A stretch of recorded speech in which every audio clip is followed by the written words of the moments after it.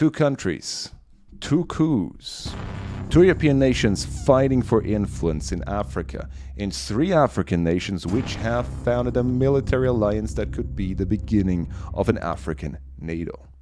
Let's get into it. On July 26, 2023, President Mohamed Bazoum was toppled by his own guards in Niger, and the military junta has taken control of the country.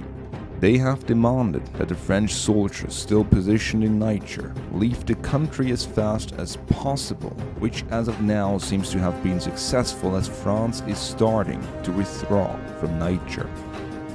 Not much later, on August 30, 2023, a 56-year-old family rule of the Bongo family ended in Gabon amid a military coup against the president of the country.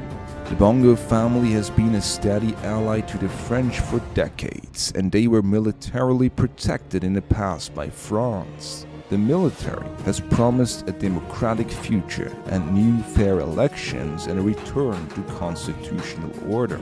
All of this comes roughly 1 year after France has been kicked out of Mali. Meanwhile, Russia has taken the initiative to fill in the vacuum created by the leaving French troops. This has happened especially through the use of private military contractors, especially the Wagner Group, that has also been active in Ukraine, most prominently in the Battle of Bakhmut, where they managed to defeat the Ukrainian army after many months of brutal and relentless urban combat. Reacting to the coup in Niger, the Western African bloc Ecowas, which is a Western African economic alliance, has strongly condemned the coup and even threatened military intervention, which so far seems to have been halted and stopped primarily by the leaders of Nigeria.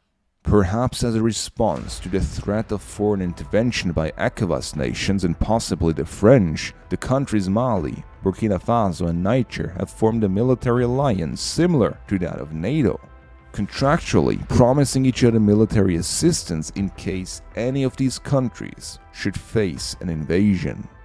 Meanwhile, Russian flags can frequently be seen in the crowds of protesters. Russia, in general, seems to be much better liked among the African people than France. But how come?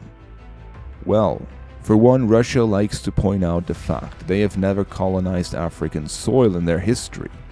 They have been actually much more focused on a land empire in Central Asia and Eastern Europe, rather than competing with Western European powers for Africa. And they have helped South Africans to fight off the apartheid regime, providing the fighters with everything from uniforms, small and bigger arms, air support, ammunition, food, etc. They have also taken a vastly different approach since decades.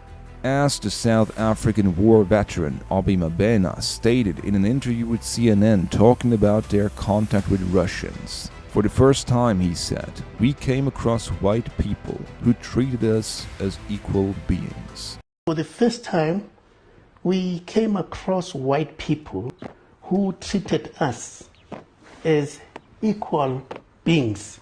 Russia is our friend. Our friend's enemy is our enemy.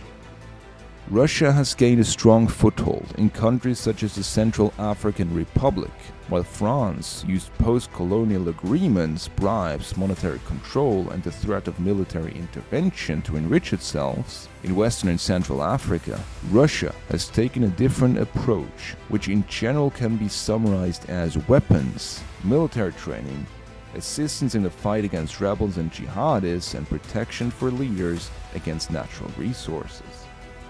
So far, this tactic seems to be successful in increasing their presence both in Northern, Central and Western Africa. So, what does this all mean for France? In the end, it means that France will continue to lose ground in Africa. The coup in Niger could mean a loss of one of the main suppliers for the French nuclear industry.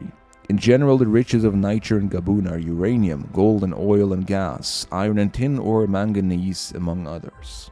With pro-French leaders gone and the general call among the population and the new rulers for the French to leave Niger and Gabon, French economic interests are threatened. France has a long history of exploiting the African continent, but has recently been trying to portray itself as a friend of Africa under President Macron. He continues to mention that he is the first French president who has been born after the independence of the former French colonies and thus has a different viewpoint on relations between France and its former colonies. He also pointed out that the era of French military intervention in Africa is over and that France will not compete with Russia in an outdated race for natural resources. If France stays the course with this tactic, it will mean bad news for the French economy, and sooner or later the French-controlled currencies XOF and XAF, which are summarized as CFA, will be history. Now, what does it all mean for the populations of Niger and Gabon? It means a chance of a new beginning. Time will tell, however, whether the Coupists will actually try to improve the fate of the general population or whether they will simply take power and keep it to themselves to enrich themselves and become the new leaders while the population continues to suffer. Now let's answer the question I posed at the beginning. Is Russia behind these coups? At this time there is insufficient evidence to suggest a direct Russian involvement. The ousted president of Niger, Mohamed Bazoum, has mentioned, however, that the military junta that toppled him has ties to the infamous Wagner group. This in itself cannot be seen as evidence, however, since he also called the US for help, and thus framing Russia could have been a mere tactic. It is very likely, however, that despite the condemnation of the Kremlin for the coup in Niger, Russian spy networks have at least been involved in spreading anti-French narratives and helping anti-French movements to strengthen.